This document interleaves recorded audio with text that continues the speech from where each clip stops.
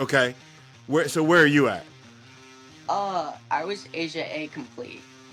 Okay. Yeah, and then I don't go to doctors anymore because I don't like being told no. But yeah, I'm like Asia Uh, C or D incomplete now, I think. it's just it's yeah, I mean your attitude is just fantastic. This is the Mental Mettle Podcast, where we explore how to forge mental toughness and resilience in every aspect of life. Welcome, I'm your host, Coach Matt Toman. I'm an ICF certified professional coach with a background as a teacher, basketball coach, and athletic director. But my journey took a dramatic turn in 2020 when I survived both cancer and a stroke. Those experiences shaped my mission, help others grow stronger in every facet of life. Today, I work with athletes, coaches, educators, and anyone who believes that positive mental health is both achievable and a personal responsibility. This podcast is dedicated to helping listeners develop a positive version of toughness, one rooted in resilience, focus, and growth. Whether you're looking to excel on the field, in the classroom, or in life, this is your space to learn, grow, and take action. Join me on this journey, and together, let's forge your mettle. So in my business and in my podcast, I have to use myself as an example once in a while. It's some things that I've been through, some things that I've done, and it gives me some credibility. It gives me the ability to be an example for others. When I mean an example, I'm talking about showing mettle, the ability to face adversity in a spirited way. I'm all about that. I try to bring up times that I've done it, try to bring up times that I continue to do it, and try to give reasons why you should do it. And, I try not to be boastful or prideful about it, but stories have power, and some of the things that I've been through, it gives some power, and if I can come back from some of the things that I've done and come better for it, then that's the sort of story that helps people, and that's the sort of story I don't mind telling. I love to talk about some of the things that I do even now. I started jiu-jitsu late in life, in my late 40s, and that's that's a tough time to especially a big guy like me to go learn at that age and that size. And I was a strong guy and all that, until to find out that I am a weakling on the mat and can get handled by guys half my size. That was humbling, and that was tough. And I love to give the example of how I take my stroke and take it as something that happened, and take it from something that happened to me and turn it into something that happened for me. And I can take that as to a way for me to talk about how I now do things to help others, and take some of the worst days of my life and how they can become the best thing that happened to me. And that's a tough thing to do. But I like doing that. I like being the example of mettle, and I like to bring guests on that are examples of that as well. And man, today's guest, I got nothing, man. I got nothing on this kid. Absolutely nothing. And it is so awesome to talk to Tyson McFeeters. Now, Tyson, he is 17, I believe now, and he was a very accomplished motocross competitor. He did the racing, he did the freestyle from Illinois, but they moved to California just so they could do that, because he was working on getting his pro career in motocross. Very hardworking kid, trained a lot, had a very big upside. And yeah, I'm not going to tell much because it's a story worth hearing from Tyson, but he is an amazing kid, and some of the tragedy that has happened to him. And I want you to hear from him what kind of an amazing example of mettle he is, and I'm so excited to have him on the podcast. So yeah, so get ready, because this story will get you going. It'll either make you feel tears or excited, and maybe a little bit of both. So I hope so. So Tyson McFeeters on the Mental Mettle Podcast coming up. Your athlete probably spends hours working on the specific skill set they need for their sport, and they probably spend hours in the weight room building their body. But how much time do they spend intentionally training their mind? Well, building mindset is the key to bridging the gap between the skills that we see and game execution. Well, Mental Mettle Coaching provides individual programs that can help your athlete develop this third and crucial skill set. Coaches, do you dream of guiding mentally tough athletes towards a championship? Kids that are resilient, persistent, and unshaken by setbacks. Well, in today's world, those athletes aren't born. They have to be developed. Many athletes face significant challenges and risk burnout. So how do we foster that mental toughness without overwhelming them? Well, introducing the Ember to Inferno program, Building Mentally Tough Athletes. This series is designed specifically for coaches, offering a deep dive into your own journey of mental toughness and equipping you with practical tools to build confidence and belief in your athletes. Rather than just simply adding more adversity to their life, we focus on creating a strong foundation for mental resilience. You'll learn how to transform a spark of motivation into a blazing fire of toughness, using techniques that address challenges like social media pressures, athletic stress, and trauma. Don't just wish for mentally tough athletes, build them. Join the Ember to Inferno program today and ignite the potential in your athletes. For more information, contact me, Coach Toman, at Mental Mettle Coaching.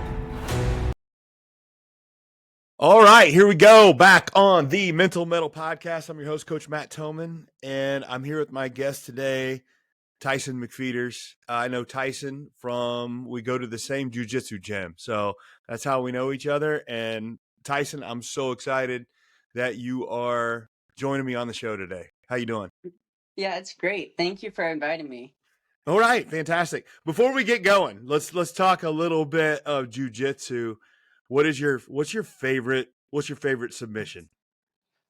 Definitely cross collar choke, because once I get a grip on there, it's hard for anyone to get my grip off of them. Do you like to shoot it over or under? I like to go under. Under? All right, Yep. cool. So that's your favorite? Yeah. All right, good deal. What's a submission you're looking at now? What's the one you're working on? Right now, I want to try to perfect my I don't know what it's called, where you bring the gi around, grab it, and then it's kind of like a cross collar choke, but you do it with their gi around them. Possibly a loop choke? Yeah. Yeah, Something nice. like that. So similar stuff, right? Yeah. So good deal. So so most of your work you do you almost everything in the gi? Yeah, I do all gi work. Okay. So you like that lapel stuff and Yeah. using somebody else's clothes as a weapon. Yeah. I do too. That's good stuff. So yeah, it's fun. It's great. Well, I don't know how to go about this, so I'm just going to say anybody's paying attention and watching this, and Tyson and I are sitting here talking about jiu-jitsu, and if you're watching this on YouTube, you're like, okay, but it appears that Tyson is in a wheelchair. Yeah. And you are absolutely correct, which is why I've got Tyson on the show, because he is a fantastic kid and I love it. So I want to talk a little bit about your background. And I know that you used to do, and I don't know if you still try to do it at all, but I know you did do motocross. Yep, I'd like to tell you a little bit about, I'd like you to talk about your motocross career, what you did, and then just the accident and what happened. If you could tell about that story just a little bit. Yeah, so where it all started was I was born here in Illinois. Went over to my grandma's, and then when I was about 4, my dad was like, all right, let's go out to California. Choose a number. Like, what number do you want to be? I told him number 1. He said, no, you can't do that. You got to win first. So I told him number 4, my age. So moved out there when I was around 4, or yeah, around 4. Started racing when I was around 6. Raced my whole life, and then around 13 and 14, that's when I started switching to freestyle, because racing, it's just a lot of money, and it's just a lot into the sport. It just takes a lot. Um, What's so the freestyle? What is I get a little idea of what motocross is because it's racing, but what's the freestyle? so the freestyles where you're just more out doing tricks and more competing against yourself than others. Okay. All right. Yeah. So that's what I liked more, was challenging myself instead of going up against others and just seeing what I could do best. Like, yeah, so I did this one race, did pretty terrible. I was like, kind of like, screw that, let's go into the hills, have some fun. And then there was a ramp out there. Me and my friends, we pushed it up to 40, 50 feet. I was scared to hit that, but ended up sending it. And then the dude that owned the ramp, he came out and he's like, what are you doing, moving my ramp forwards? Just don't be scared or whatever. So we moved it back to 80 feet, and I was like, you know what, screw you. So I went all the way back to the hill, came flying down around like 5th gear tapped, ended up sending it, and then that's pretty much where my freestyle career launched. Really? Yep. Just said send it and let's just see what happens. Yeah, which, I mean, it was all for fun, and then Yeah, I yeah, mean, people. yeah. I mean, there's Yeah, a lot. I mean, we're learning a little bit immediately about your bravery and courage to be able to just like let's just like I'm gonna take off and wherever I land, and we see what happens. yeah, it's the fun part about it too, because you don't know what's gonna happen. Like, it's not it you're gonna get hurt. It's not the matter of fact of how you're gonna get hurt, it's when. Yeah, Like, I didn't get hurt doing freestyle. and I think that people don't know the story. They're listening to this and they're thinking that must have been what happened, right? Yeah. But that is absolutely not what happened with you.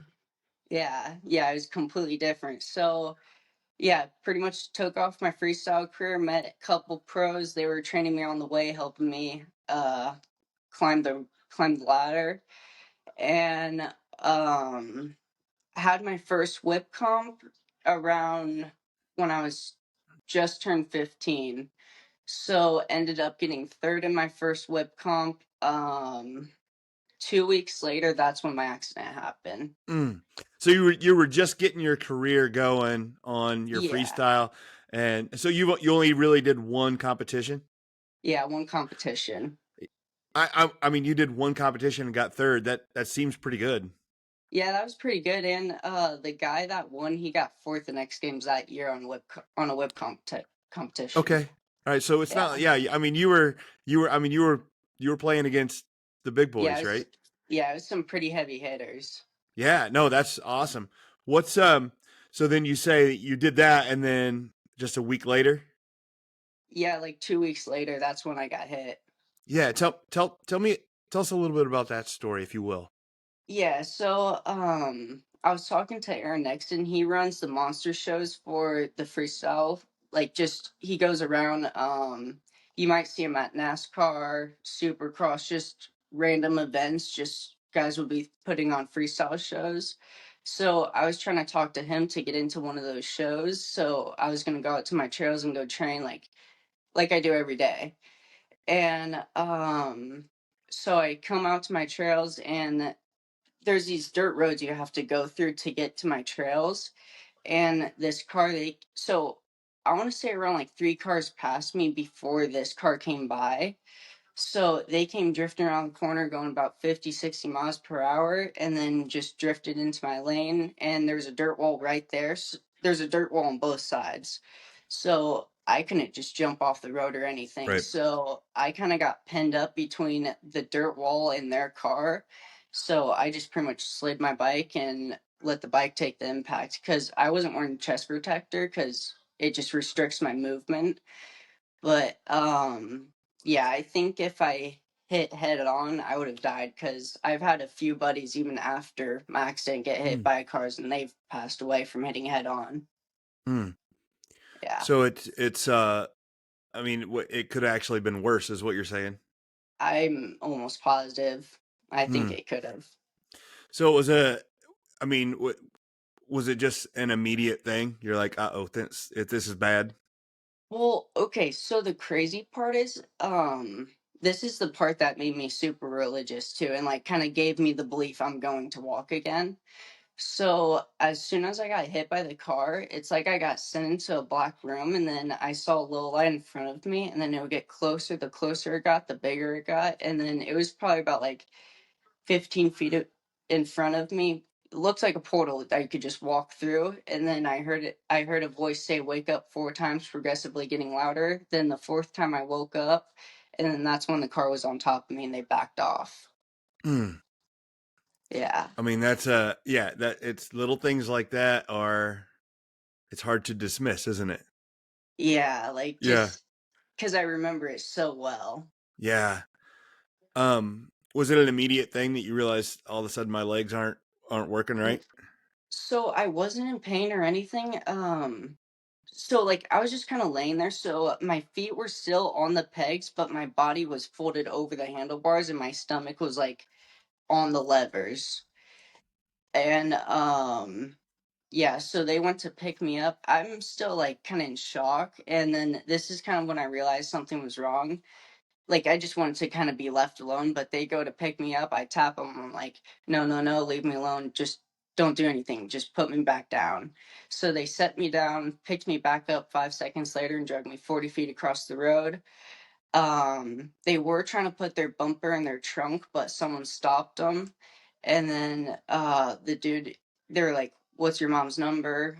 Gave him my mom's number. And then as soon as my dad got to the accident site, that's when I realized something was wrong, because he was like, "Can you move your legs? Can you do this?" And I was like, I tried moving my legs. I got my right foot to move a little bit, and then my left foot just barely, Hmm. not as much. Just like, I mean, yeah, it's a slow realization, kind of slow realization, but once you hit that realization, it's like, uh, this is not good. Yeah, yeah. Mm. So how long ago has that been? It's been almost 2 years now, so it happens 2023 September 16th. Yeah. There had to be, I see you now and the way you talk about it and you do things. I know you're a very positive guy. I love your comments about, um, being religious and seeing that, being that part of it. And we might talk about it in a minute, but it can't, you cannot have been positive immediately after it happened. Um, I kind of I kind of knew I was going to walk again. Like I, I don't know, I just like the doctors didn't tell me my spinal cord injury or anything like that. I was like, I can't let this stop me. I still need to get back on my dirt bike. Like I was about to turn pro. I can't let that go that easy. Mm-hmm. Like that's still my end goal. It's still your. Are you able to do anything on a bike now or not? Yeah, I could actually, yeah, so not the last time I rode, but the time before that, I was we put a ratchet strap around my legs so it helps hold my legs in. But mid wheelie, the ratchet strap came off and my legs went flying open. But I set the wheelie down, and then my legs, they were strong enough to keep close to the bike, so I was able to ride without the ratchet strap. So you've got a little bit of strength in your legs. I know it's getting a little bit better, but it's the Yeah. walking that is. I know it's the goal, but you're not. I mean, you're not there yet. Yeah, not there yet. So there's 5 ASIA scales. So ASIA A complete, that's the worst you could be, like worst spinal cord. And then ASIA E incomplete, that means you're walking. Like you can't get any better than that. Okay. Where are you at? I was ASIA A complete. Okay. Yeah, and then now, I mean, I don't go to doctors anymore because I don't like being told no. But um, yeah, I'm like Asia Uh, C or D incomplete now, I think. it's just it's yeah, I mean your attitude is just it's just fantastic. I love the way you're attacking it. I know that you were before we were getting on, you were telling me a little bit more about like you're starting to get to understand and know, be a bit of an authority on spinal cord injuries. Yeah. Yeah, because I honestly think anyone can walk again if you just put your mind to it. It will take a while and it will be painful, but the end result's worth it. Yeah. Because how old are you now, Tyson? I'll be turning 17 in July. Okay. Yeah. I mean, you got way too much life to just say this is, yeah, this is not Yeah, going and to like, happen. yeah, I don't want to be spending the rest of my life in a wheelchair. Like, it's just not going to happen. Yeah. One of my favorite, well, the name of my business and my podcast is use the word metal. And I don't know if you Yeah, were yeah, afraid of the word metal is to be able to face adversity in a spirited way. It's not to just like overcome stuff, but do it like it's literally a little bit like facing adversity with a smile. And you are yeah, I just like like that. I do too. I love it because you are like to me, you're like the epitome of it. Like it's this is hard, but that's all right. We can enjoy the work. Yeah, and like, I seen this, I'm always watching David got like the mentally tough guys. Yeah. And I seen this one video where it was like, when you're in the bad stuff, like when you're in the worst times of your life, say good because there is going to be good coming out of it, and there will be. Like for me, I know I'm going to be helping 1,000 people with this stand up to STI business at some point. Yeah, I want to talk about that a little bit. We'll get that towards the end. I know that you're starting a business about it, which is fantastic. Yeah. But let's do the progression. What was the decision to decide to start doing some jujitsu? So jujitsu, it just I wanted to kick in my fight or flight mode, so we started standing overload, and basically every time I would do something, and if I'm about to fall, that would kick in your fight or flight mode, and then get a muscle engaged, and that's what I'm trying to do with jiu-jitsu. So if I have like some 100 pound dude on, like 150 pound dude on me, I'm hoping my legs are gonna start kicking or squirming or something, and sometimes they do. Like not too long ago, I can start putting people in mount. Really? Yeah. So you're seeing progression on the mats Oh as yeah. with you as far as your legs are going. Yeah. Yeah, that's all. I mean, that's awesome. The fact that Yeah. now you can really do the cross collar if you can get to that mount position. Oh yeah. Yeah, no, Yeah. that's Normally much it's better. like side. Yeah. Yeah, Normally it's side. absolutely. So, and you drug your when you started doing jujitsu, you drug your dad with you, right? Yep. Yeah. What was his thoughts on that? So yeah, my dad, he kind of had the same concept. So he went to jujitsu first, and then I kind of asked about it, and he was like, "Yeah, we could see if you'll be good at it," and then just went there and never stopped. Just kept progressing. I know the first time I'd been in there for a little bit, and I was talking to Professor Bill Henry, and just a little bit, and he knew what I did and what it was about, and he was like, and he couldn't wait to tell me. He was like, you got to meet Tyson. He's in here doing this, and I was like, I got to get in there and meet Tyson and see what he's doing. So kudos to Bill for like letting you come in and do this. Yeah, Bill's a great dude. Yeah. No, that's fantastic. I love that he's letting you do that and stuff. And so you do a lot of rolling with your dad, is that correct? Yeah, and now I just started rolling with other people now. Yeah. And Yeah. I love that you're doing that. It's an interesting thought, Tyson. I mean, I always say I started I started jujitsu when I was 45 years old. And I always kind of pat myself on the back because I'm like, yeah, I was 45 years old and I'm starting it for the first time. And Yeah. I got nothing on you because you started when when you decided to start because you didn't have use of your legs. And I'm like, dude, you got beat me beat. I know that. So it's fantastic that you're doing that. Parents, is your athlete ready for the upcoming sports season? They might have the strength, the speed, and the skills, but without confidence, they can still struggle when the game is online. Skill and strength are great, they're necessary, but they're not used to their full potential without the right mentality. Confidence is key. It's the key to unlocking that full potential. And at Mental Mettle Coaching, I offer personalized sessions designed to build the confidence your athlete needs for a successful season. My proven techniques empower them to perform under pressure, both on the field and in life. Don't let a lack of confidence hold them back. Book a free session today and discover the power of confidence. Visit the website, get started on the journey to a more confident, successful athlete with Mental Mettle Coaching. So, what's the progression you see for, you told a little bit, but what's the progression you see for yourself in jiu-jitsu and wanting to get better at that? Yeah, so jiu-jitsu, I'm just mainly using it just to help kick in my fight or flight mode. I might compete at some point. I'm not sure. I'm just mainly using it just to help progress myself. Just another activity. So I've noticed whenever I started it, yes, you definitely get the fight or flight when you start doing jiu-jitsu, but honestly, as you get better at it, that fight or flight kind of goes away a little bit. It does. Yeah, like you get more everything starts to slow down once you're actually in there and you'll know what to do.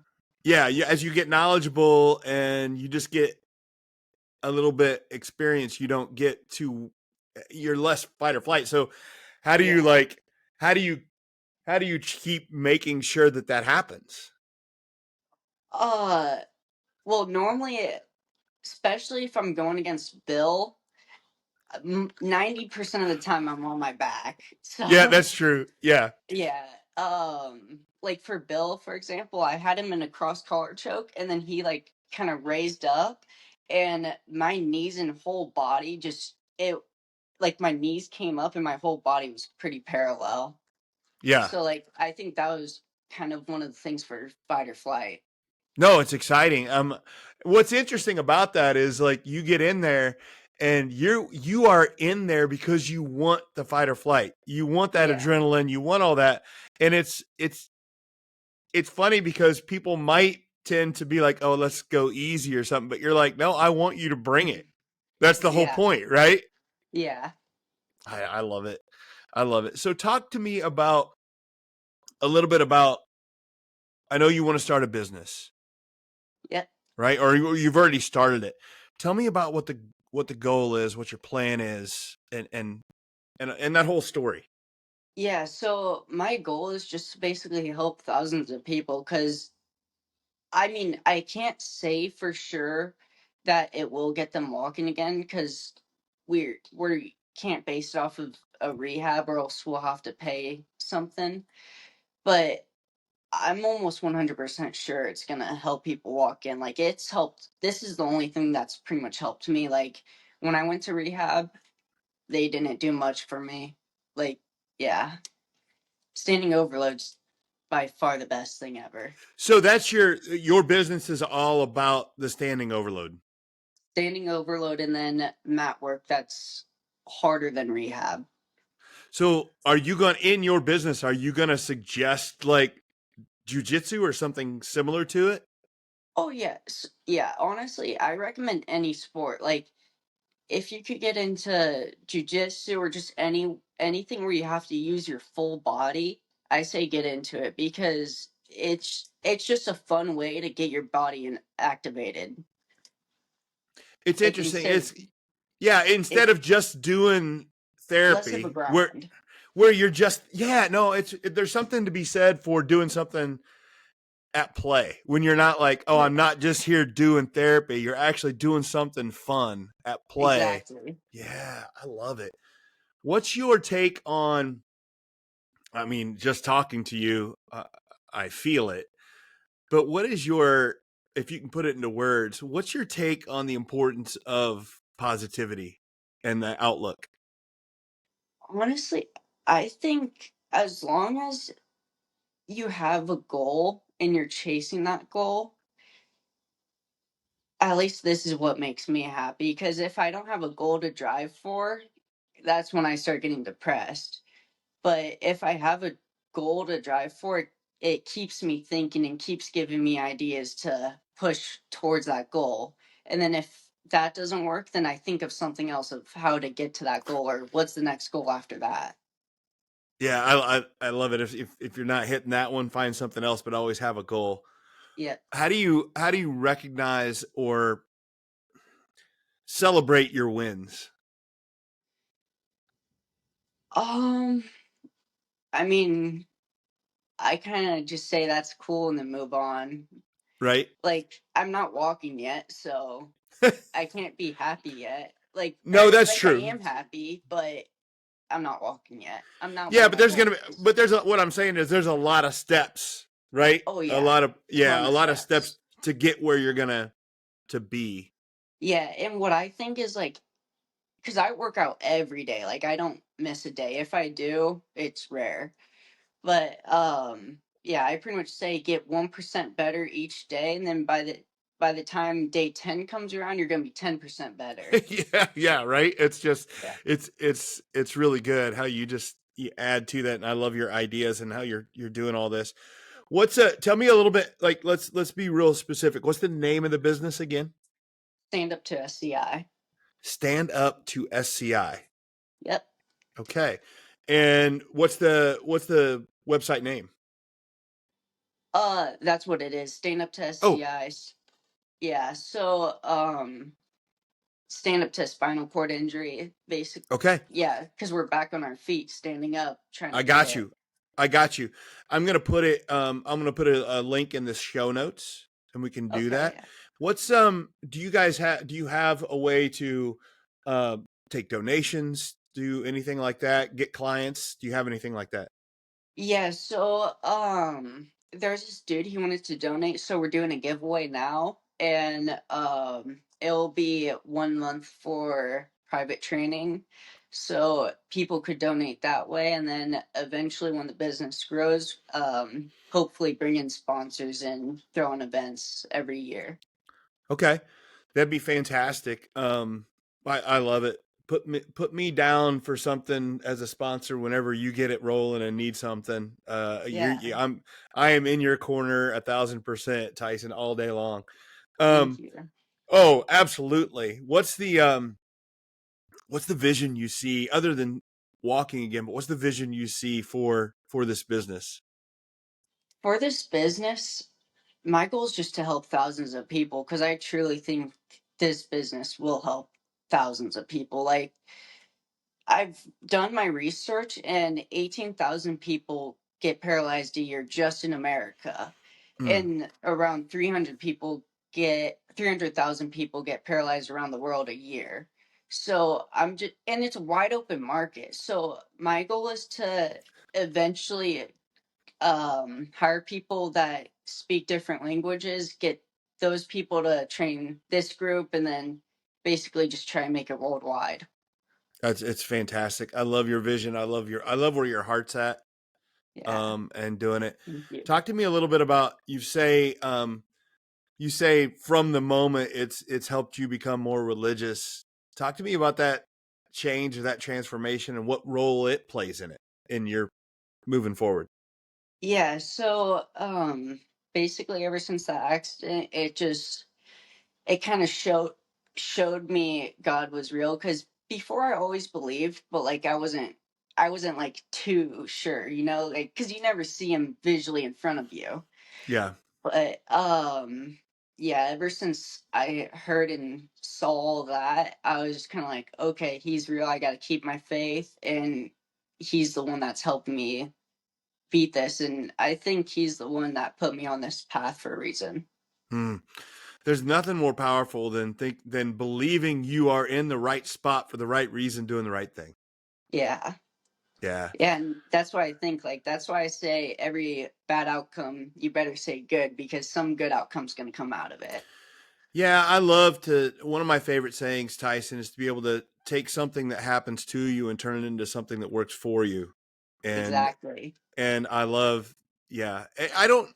honestly, I don't know what other option we have, because it doesn't do us any good to just sit there and say, oh, these bad things have happened to me. Yeah, and that's just you playing the victim. Like, if you keep playing the victim, you're not going to get anywhere. I love that you say that, because, I mean, in your situation, it'd be really easy to just say, well, I was a victim in this, because you kind of were, but you weren't going to let yourself, like, think that way. Yeah, like yesterday was yesterday. I can't change the past, but what can I Mm. change now? I love it. There's a long list of things we can't control in life, and the past is number one that we need to Oh, forget. yeah. Yeah. Yeah, I'm sure everybody could change the past if they could. Well, absolutely, but I haven't figured it out yet. Yeah, you can't. Anything else from your story, from your business, anything that we've missed, Tyson, that we should be talking about? Yeah, basically just people, just trying to help people, just get them back on their feet. Because that's one thing I realized in the spinal cord injury community. Not everyone, but most people are mentally defeated. Mm-hmm. And I think that's just because the doctors straight up tell them, no, you can't walk again. So they just listen to the doctors, which I think otherwise. Yeah, I know it's that thing where they gotta kind of cover themselves a little bit by saying something, and then if it happens, you're surprised, but it does. It's demotivating. Yeah, it sucks. Like, I told the doctor, she came in and she was like, "You're Asia a complete worst spinal cord injury you could get. You won't walk again. Like, there's no way." And I pretty much told her, "Screw you, watch this." I'll be honest. What's the reaction you get from a doctor when that's your attitude? They were they I don't they didn't really like us. That's But fair. I mean, yeah, I love. the rehab, like the physical therapists, they were pretty good. Like, some of the time I was pushing myself a little harder, but they were going along with it. It was just mainly the doctors that were like, "No, you can't do that. No, you can't do this." Yeah. I mean, Yeah, what's the worst that could happen? exactly. Like, you're already paralyzed. I mean, what are we worried about? Yeah. I love it. I love it. All right, last question. I kind of asked it already, but is there a question I should have asked you that I didn't? Um, I don't think so. Okay, that means we did a good job. Yeah. Tyson, I can't thank you enough for coming on the show. I'm going to put all your stuff in the links. I'm going to do my best to put your stuff out there and see what we can do to help. You are an absolute inspiration.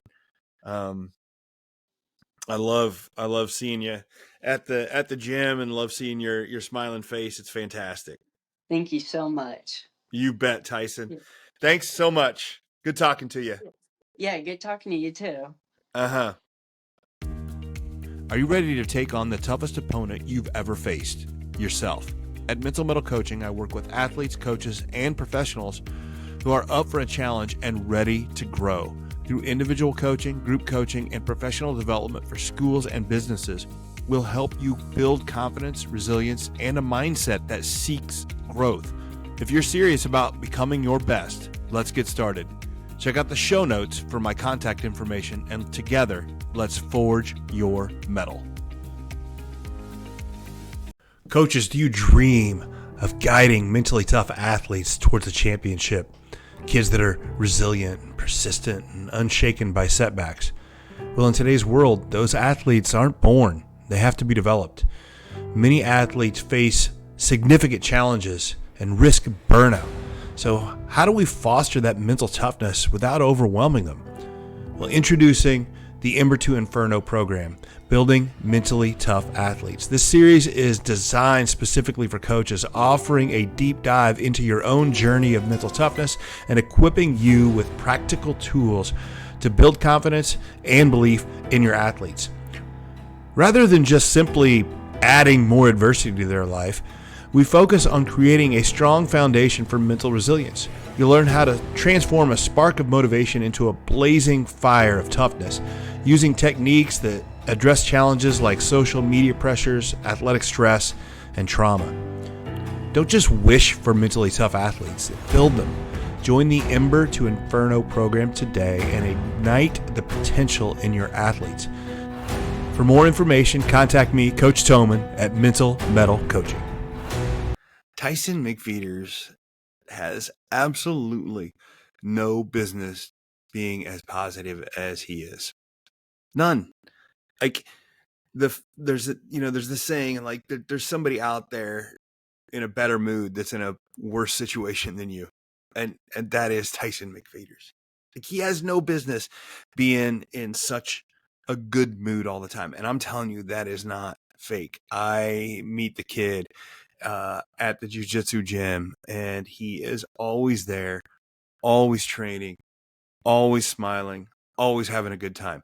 The gym will be full of people complaining, upset, worried about their situation, whatever. And there's Tyson McFeeters, who was working out to be a pro motocross competitor and gets hit by a vehicle and lost his ability to walk, let alone ride motocross. And there's Tyson smiling, bumping knuckles, giving high fives, cheering people on, and generally having the best time of anybody. And it is amazing. I told him this, and I believe it. He's the epitome of what I believe is the perfect example of mettle, in that ability to face adversity in a spirited and resilient manner. And there is so much that we can take from Tyson's situation. There's so many great things.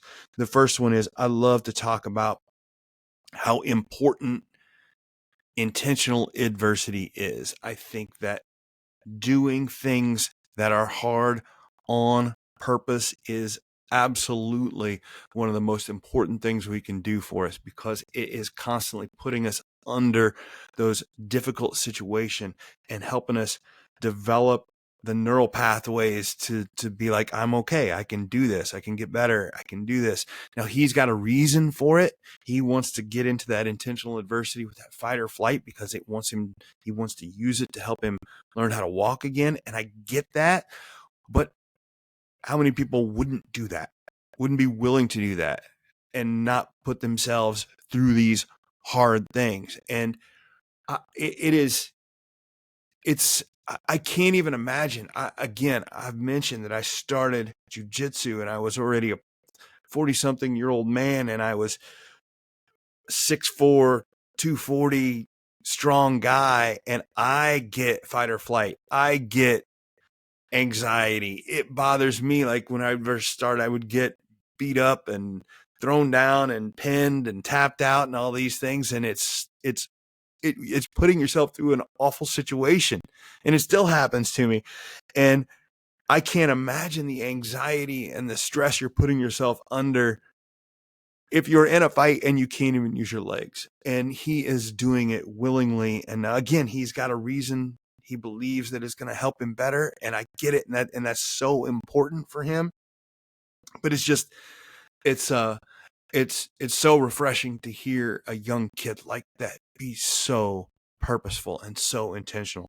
And also, another thing that we can learn from Tyson is his desire to help others. It is it's somewhat connected to that mettle and doing things spirited and wanting to do things for others, and just being just the fact that he could be doing this for himself and be like, I'm going to walk again. And he does that, but he's trying to help others along the way. And I know he's going to have a better time, and he's going to be able to stick with it longer because he's helping others. And anytime that you involve helping others, it is such a positive experience for you, for your emotional well-being, I know that it's going to help him out just a lot. Like, it's going to really help him continue to have focus on himself by focusing on others. What a great young man to be able to do that, and his dad for helping him and stuff like that. And just, I also love that he is now leaning into his religion, leaning into uh, learning more about God, and just thanking God for that situation, which is hard to do. Again, that's a situation. I mean, he's out there doing something he loves. He's on his motorcycle, his happy place, doing his happy thing, and gets hit blindsided by a car, and all of a sudden can't walk, can't do the motocross. And as a result of that, he becomes more faithful to God. Like, how many of us would have the opposite result? And I know that he had a near death, and he felt like, and he hears that voice of God, and those transformational near death experiences can be so powerful, and facing death and facing mortality and stuff can be very powerful. So I get that, but not everybody does. Not everybody leans into that, and his decision to become more faithful as a result of his worst day, that's empowering. And I asked, it's not on the podcast, but I asked his dad a little bit, because if you noticed in the podcast there, I asked Tyson, I'm like, hey, there had to be some hard times, and he kind of blew it off. And I really thought, well, he's just not, he's wanting to be positive on this podcast, and that's fine. There's some personal moments. And so I asked his dad about it, Waylon McFeeters, and I asked him about the day after, the rough day. And he said there was never once that Tyson was down, that from the first moment he was told, you won't walk again, his response was, yes, I will. And he said, and Waylon told me that, he said he wasn't religious, didn't really have a lot of belief in God. And he started to go that direction that I mentioned. It was really upset about what had happened. And he said as much to Tyson. He just couldn't believe that could happen to him. And he told me that Tyson responded and said, well, maybe God just gives his toughest battles to his toughest warriors. And come on, man. Like, how tough can a young 15-year-old kid be?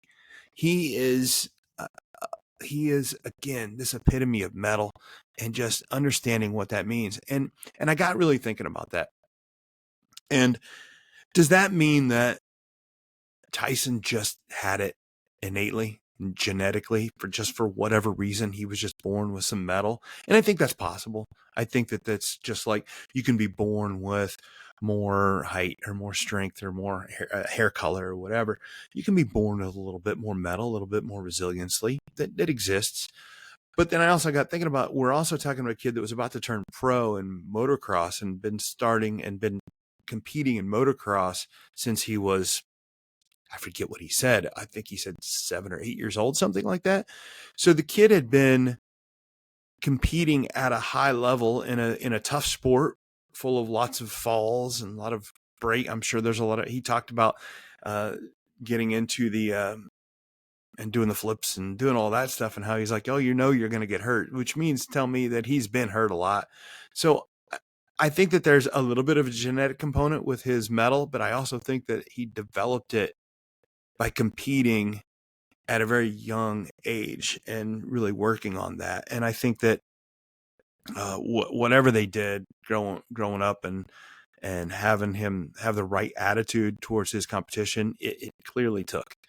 It clearly took, because for him to never even miss a beat, and to just come out of the doors just saying, just watch me, I will learn how to walk again. It's absolutely amazing. I think it's a a fantastic story, and I can't wait to see how I can help. Dropping his website in the show notes. Stand Up to SCI. I love what they're doing, and it's, there's it has to be hard to be told you're not going to walk again by doctors, by the establishment and people, but when you are given such a negative answer, a negative prognosis, and being told there's nothing you can do about it, you know what? I don't think you have any other option at his age, especially, but to say, you know what? Well, why not? Why can't I be one that does it? And I know I've talked to them on the side, and they've done some research, and some people that are told that they will never walk again actually do some of the things that they're working on with Stand Up to SCI and the way they're doing this training, like that they're using jiu-jitsu for, and actually some people actually get out of it and actually become it. So why not them? And the thing is, I know that if he were to say, I'm never going to walk again, he's never going to walk again. I guarantee that. The mind and the body and what we tell ourselves matter. It was Henry Ford said, whether you think you can or you can't, you're right. And so if Waylon and if Tyson all think he's never going to walk again, he's never going to walk again. But if he believes he can walk again, then there's a chance he can, right? The mind makes such a difference in what we can achieve. And I think there's so much to be learned from that. We don't all have to overcome the things that Tyson is facing on a daily basis. But we have tough things that we think, oh, I can't do this. Think about the things that you think you can't do. We all have these limiting beliefs. I'm not good at this. I'm not good at that. I'll never be able to do that. Yours is nothing. Absolutely nothing. Your excuses are invalid compared to what Tyson is facing at age 15, 17. Now he is. Your thoughts on what you can't do are just, they're nonsense. And wish that we could all have some of his positivity and some of his mettle, because that makes an enormous difference. And you have to believe that that it does. And if nothing else, I think that's what I want you to get from this episode with Tyson. Just the power of belief right here behind me. Belief matters. You have to believe that you can do things to improve your life. There's a lot of research on that. Tyson believes that there are things that are in his control to improve his situation. And the second we believe that there are things that we can do, no matter how small, and we start to action on them, start to do something about it, and have motivation toward those small things, we start to see progress. Okay. And he talked about having goals towards making progress. If you have those goals, if you have steps that you can do to move towards those goals, the power that has for your mental well-being is enormous. But you have to start picking those up. You have to start saying, here's what I think, what I know I can do. Here's the steps I can get there, and start doing them and making them effort, and believe the way that Tyson McFeeters believes he's going to walk again. It's a very inspiring story. So thrilled to have him on the podcast. There's just so many things we can learn from Tyson. So yeah, I just, now the problem is, here we go. Let me bring this home real quick here. You might look at this, you might listen to this and be like, that's great. I don't have his positivity. Few do. You're like, here's what I don't think I can do, and I'm pretty sure I can't, and I know I think I can't, and it's not going to happen. And you are there, and you are stuck. That is where some of the coaching that I do can make a huge difference, because a coach can help you figure out and see things from a different perspective. If you don't have the positivity of a Tyson McFeeters, you see things in a different way, and you're very defeated. Tyson sees possibilities where a lot of people see negative outcomes. if you're stuck in that, that's where a coach, some therapy, something can get you out of that. You need to get out of that. You need to get out of that idea of where you things about the things you can't do and your limiting beliefs. You got to be able to believe that you can move forward. And if you struggle with that, that's where coaching can really help. So that can be for you. That can be for a student athlete. That could be for anybody you know. But it's these ideas that we're talking about. They work for everybody. Having that belief, finding things you can do, and then just moving forward with the positivity of a kid like that. That's what we need, and you'll make a lot of progress. So again, I'm all jazzed up about this episode because it's just a great kid, and just I'll think about this one for a while, and I'm sure hope I get a chance to help him with this company. So check out the Stand Up to SCI in the show notes and see if you can help out Tyson and his dad to spread the word. I'd really appreciate it, and I know they would too. So we're about out of time. So yeah. So I'm Coach Matt Toman. This has been the Mental Mettle Podcast. And always remember to forge your metal. Thanks for listening to the Mental Mettle Podcast. Don't forget to tune in every week for more insights and strategies to help you forge mental toughness and resilience. This podcast is brought to you by Mental Mettle Coaching, where we are driven by a passion for sharing knowledge and experience that empowers others to play, live, and grow with confidence. Our mission is to instill a resilient and spirited mindset in our clients, enabling them to confidently face adversity and actively seek new challenges for personal growth. At Mental Mettle Coaching, we offer individual coaching, group coaching, and professional development for schools and businesses. Whether you're an athlete, educator, or professional, we're here to help you unlock your potential and thrive in every area of life. Until next time, keep growing, stay resilient, and always remember to forge your metal.